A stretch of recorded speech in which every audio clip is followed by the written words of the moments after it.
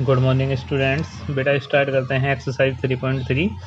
और कल हमने एक्सरसाइज 3.3 में क्वेश्चन नंबर 9 तक कर लिए थे। आज हम क्वेश्चन नंबर 10 से देखेंगे। ठीक है, तो क्वेश्चन नंबर 10 हमें दिया हुआ है कि explain how this figure in a trapezium which is its two side are parallel. Explain how this figure is trapezium. हमें ये बताना है बेटा कि ये फिगर हमारी ट्रेपेजियम कैसे है। देखो ट्रेपेजियम में मैंने आपको बताया था, ट्रेपेजियम में ये दोनों जो होती हैं हमारी, ये बेटा पैरेलल साइड होती हैं और बेटा ये हमारी नॉन पैरेलल साइड होती हैं। ठीक है, और आपने एक चीज़ और पढ़ी होगी बेटा, पैरेलल लाइन क्या होती हैं। ठीक है, parallel line always maintain equal distance at every point, है ना। And parallel line do not intersect each other. क्या बताया मैंने कि parallel line always maintain equal distance at every point and parallel line do not intersect each other. Parallel line जो होती हैं every point पे बेटा इक्वल डिस्टेंस को मेंटेन करती हैं, और पैरेलल लाइन जो होती हैं बेटा कभी भी एक दूसरे को इंटरसेक्ट नहीं करती हैं। ठीक है, तो आप याद रखेंगे भाई कि जैसे बेटा अगर हमारे दो ये जो अंदर एंगल है, इंटीरियर एंगल है, अगर इनका सम, अगर इन दोनों एंगल का सम जो है हमारा क्या है 180 है, तो ये दोनों लाइन आपस में है ना कभी भी इंटरसेक्ट नहीं करेंगी। लेकिन अगर इन दोनों एंगल का सम जो है बेटा 180 से अगर कम हो जाता है, तो ये दोनों लाइन जो है आपस में एक पॉइंट पे आगे जाके इंटरसेक्ट जरूर करेंगी। ठीक है, तो आप यहाँ पे देखेंगे भाई हमसे पूछ रहा है कि explain how this figure is trapezium. तो आप यहाँ पे देखेंगे कि angle M plus angle L is equal to बेटा कितना है 180 डिग्री है। ठीक है, ये हमारे कौन से एंगल है बेटा, सप्लीमेंट्री एंगल या कोइंटीयर एंगल,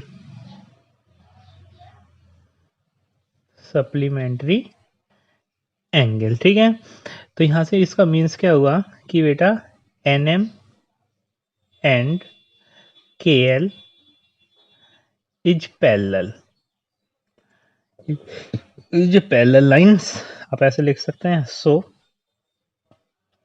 के L M N is a trapezium. बात समझ में आ गई बेटा सभी को। अब इसका सेकंड 11 वाला क्वेश्चन देख लेते हैं। क्वेश्चन नंबर 11 में कह रहा है भाई हमें एंगल सी बताना है, और साथ में ये भी कह रहा है भाई कि ए बी जो है वो डी सी के पैरेलल है। देखो जब ए बी बेटा डी सी के पैरेलल है and B C is transversal, B C हमारी क्या होगी बेटा, ये दोनों तो पैरेलल हैं भाई, ए बी और डी सी, ये हमारी ट्रांसवर्सल है, तो ये दोनों एंगल सप्लीमेंट्री एंगल बन जाएंगे भाई। ठीक है, तो angle B plus angle C is equal to 180 degree बन जाएगा भाई। यहाँ पे मैं लिख देता हूँ सप्लीमेंट्री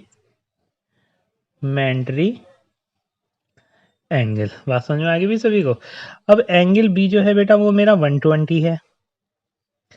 अब एंगल सी मुझे बताना है इजिकल टू बेटा 180 डिग्री हो गया, तो एंगल सी इजिकल टू यहाँ से मेरा बन गया 180 डिग्री माइनस 120 डिग्री, तो एंगल सी की वैल्यू बेटा मेरी आ गई यहाँ से 60 डिग्री। ठीक है, बात समझ में आ गई सभी को।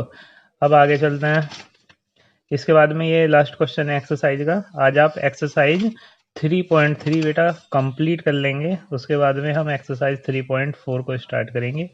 तो आप क्वेश्चन नंबर 12 देखेंगे भाई। क्वेश्चन नंबर 12 में कह रहा है कि find the measure of angle P and angle S. आपको एंगल पी और एंगल एस बताना है, और साथ में आपको दिया हुआ है कि एस पी आर क्योंकि पैरेलल भी है, ये दोनों बेटा पैरेलल भी हैं। अब आप ये देखिए भाई कि एस आर क्या कह रहा है, ये एस पी, एस पी बेटा आर क्यू के पैरेलल आपको दिया हुआ है। जब एस पी आर क्यू के पैरेलल है तो एस आर इज ट्रांसवर्सल,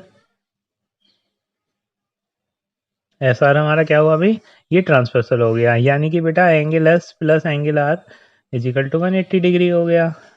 अब आर जो है 90 है, इज इक्वल टू 180 डिग्री, तो एंगल एस हमारा कितना हो गया 180 डिग्री माइनस 90 डिग्री, तो एंगल एस बेटा यहाँ से 90 डिग्री बन गया।